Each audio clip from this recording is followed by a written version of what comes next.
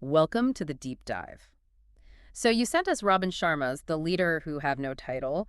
Looks like you're aiming to really get a handle on some big ideas about leadership, success, but without getting totally bogged down. Yeah, exactly. Think of us as, you know, pulling out the key stuff for you. We're here to explore it in a way that's, well, efficient, but also gives you those real insights. Right. We're diving into the first chunk of the book. We meet Blake Davis. He's a war vet working in a bookstore, kind of finding his feet. And then his world gets a bit shaken up by Tommy Flynn, who is, well, he's quite the character. Claims he's a top employee, but no fancy title. Unconventional is definitely one word for him. Totally. Mismatched clothes, this Mickey Mouse handkerchief, but carrying himself like he's number one. It's intriguing. So our mission here is to really get under the skin of this lead without a title idea, Yeah. LWT as he calls it. What does it actually mean right from Blake's first meeting with Tommy? Okay, let's jump in. The book hits you with a pretty big statement straight off. Each of us is born into genius. Sadly, most of us die amid mediocrity. What's your take on that opening? Well, it's quite the challenge, isn't it? It basically says extraordinary potential isn't rare, it's innate, our birthright almost. Right, but that somehow gets lost along the way for most people. Yeah, and it makes you ask, what are these extraordinary secrets it talks about? And what kills that genius? Society, self-doubt, lack of chances. It sets the bar high, for sure. Makes you question things. And the book promises to sort of gently show us the way to these secrets. Promises career growth, happiness, becoming your best self. Which sounds great. Now, to really get why Tommy's arrival is such a big deal for Blake, we need a little backstory on Blake. He's a New Yorker, loves the city vibe. Right, the food, the buzz, the people. Yeah. But then his life takes a sharp turn. He joins the army. And you connect that initial love for New York with enlisting, like he was searching for something more. Purpose, maybe. Could be. And his time in Iraq, seeing tough things, loss, trauma. It clearly left a mark. He comes back feeling isolated, kind of disillusioned. Yeah, the book says the city's energy just didn't reach him anymore. Like the joy was gone. Exactly. It's like the weight of his experiences was just too heavy. So he ends up in this Soho bookstore, surrounded by books, something he loved, but he's just not there.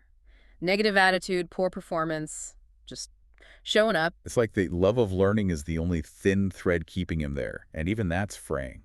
And right then, enter Tommy Flynn. What about Tommy's look, first impressions? Oh, it's designed to make you blink. The clothes mismatched, worn, even holes, but then these shiny brand new penny loafers. It's a total contradiction. And the Mickey Mouse handkerchief. Right. Adds this weird touch of, like, playfulness. And the yellow tea necklace hints at something deeper. You just know this guy doesn't play by the usual rules. Makes you curious. And then comes the claim. Employee of the Year, ranked number 1, 5 years running, and he's not even a manager. Blake's reaction is pretty much disbelief. Mm-hmm. All right. Understandably. Totally skeptical. But Tommy's just calm about it. Says he asked for the transfer to this specific store, the one that's struggling. Yeah, he felt he'd stop growing where he was. Saw this as a bigger chance to make a difference, specifically because it was challenging. What makes someone actively look for the hardy path like that? That's a really good question. It points to something internal driving him, doesn't it? Not just titles or money. Yeah, like a need for growth, a sense of purpose. Exactly. Wanting a challenge suggests he believes in himself, wants to test his limits. Yeah. It's the opposite of just staying comfortable. It shows his idea of leadership is about contribution, agency, not just climbing the ladder. And then there's this twist, this personal link. Tommy knew Blake's dad, Oscar, back in Milwaukee. Right. And Oscar was the one who encouraged Tommy to move to New York in the first place. So it's not just some random encounter. There's history there. Precisely. That connection adds instant weight.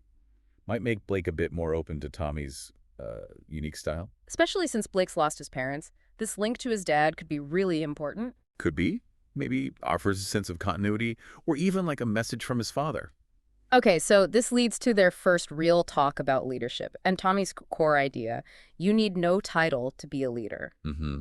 His whole thing is, leadership starts right here, right now. Being excellent in the job you have. Doesn't matter what's on your business card. He uses that orchestra analogy, which I thought was pretty effective. It really is, because it shows how everyone matters for the whole thing to work. First violin, timpani player, Everyone has to be amazing for the music to soar. It shifts leadership from just top-down orders. To a collective thing, Mm. where individual excellence is crucial. Makes you think about your own role, how your performance affects the bigger picture, no matter what you do. And Tommy gets pretty animated explaining it. Jumps on a stool, pretends to conduct. Yeah, and quotes Shakespeare. To thine own self be true. A bit dramatic, but it lands the point. He does admit, titles are needed for structure, vision, keeping things organized. Sure, he's not saying tear down the org chart. But his big point is personal responsibility. Everyone needs to step up, be the CEO of their own roles, he says. That's the key phrase, isn't it? CEO of your own role. It's about empowering people to take initiative, own their space, drive excellence right where they are. And the idea that leading where you are expands your influence later on. Right. Influence isn't just handed to you with a title. You earn it through your actions, your commitment, day in, day out. He really emphasizes that choosing how you respond, choosing excellence, that's leadership in itself. Yeah, when everyone does that, takes that personal ownership, the whole organization can do amazing things. It's that internal drive creating external impact. It flips the script from waiting to be told what to do. To proactively bringing your best. Yeah. Recognizing you have power, you have agency, whatever your job description says, and that ripples outwards. So thinking about our listener now, just like Tommy got recognized more when he focused on the work, not the title, the idea is that same potential is there for you too. Absolutely. The book suggests real success isn't just the corner office or the fancy title. It's that feeling of significance, knowing you're making a difference. That's a powerful shift, isn't it? Success is something internal purpose, contribution, fulfillment, rather than just external badges. Yeah, it means you can find real meaning in your work, whatever your position is right now, if you adopt this mindset. Okay, so Tommy then arranges for Blake to meet 4 other people who live this lead without a title life. Right, and the first meeting is, well, it's in a pretty unusual spot. A cemetery. Definitely unexpected, maybe even a bit grim. But Tommy uses it deliberately to hammer home that life is short, and what really matters in the end is knowing you lived authentically connected to that inner leader. And that's where he introduces the 10 human regrets. What stood out to you from that list? Oh, they're powerful because they're so universal.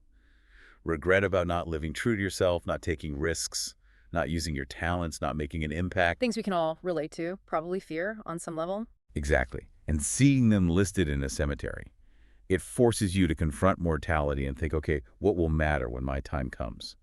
The regret about not leading, not making things even a tiny bit better, that hits the core message hard. It really paints a stark picture of settling for less, for mediocrity, and then Tommy flips it.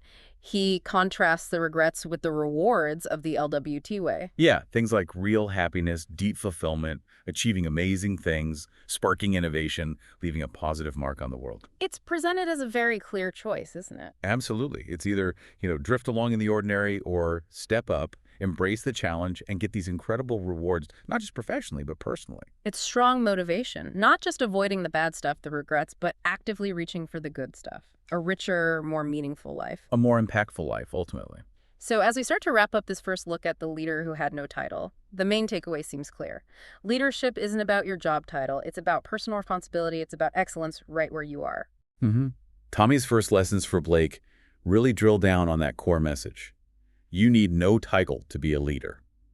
We've also touched on that idea of potential inside everyone, the danger of just settling, and the huge upside of choosing to lead from your current spot. Exactly.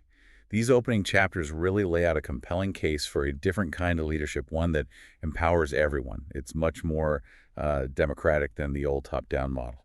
Which brings us to a final thought for you, listening right now. Thinking about those 10 human regrets and the contrasting rewards.